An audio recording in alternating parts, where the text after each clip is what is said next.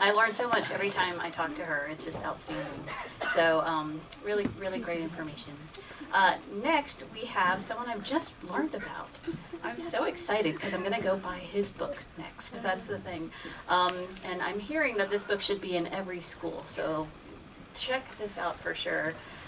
This is gentleman, Trey. Trey, what's your last name? Martin. Trey Martin. And he is a delightful young man who's going to tell us about his adventures with writing. Welcome.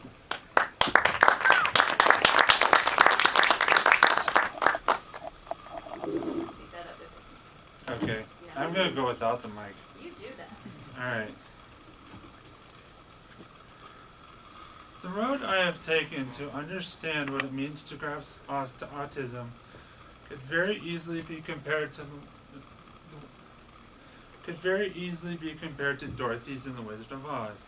In the film, Dorothy and her dog Toto are unwillingly transported to a new world they weren't familiar with, which leads to challenges, evil forces, and unexpected friends.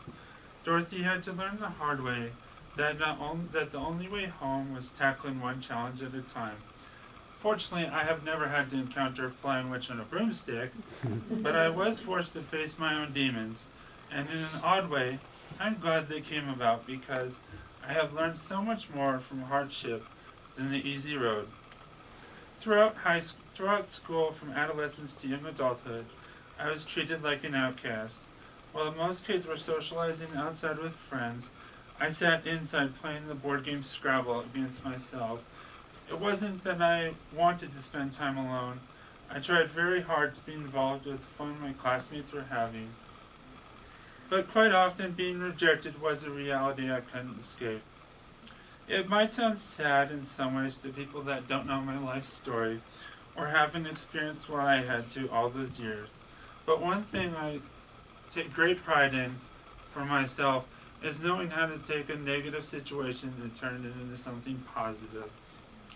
By the time I was a senior in high school, and because I was bullied, I learned one of life's most valuable lessons. Being respectful and true to others brings more rewards than bitterness. On Dorothy's journey to seek the Great Wizard of Oz, she learned that the differences in others can make us stronger. Even though Dorothy was surprised by the Scarecrow, who was seeking a brain, she invited him for the journey.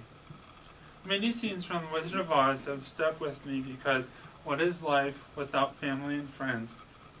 As someone who knows what it's like to walk this earth with autism, from being sensitive to loud noises or needing more help than others, I have learned that the darkest challenges are more easily conquered when there are friends and family who are willing to have open ears and compassionate hearts. I truly believe that's why the Tin Man was seeking a heart of his own, to be able to feel the treasured moments that otherwise couldn't be felt without one.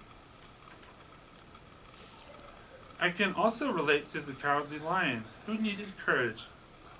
When I was younger, my voice was lost too, which led to situations where I wished I could go back in time and approach them with more courage.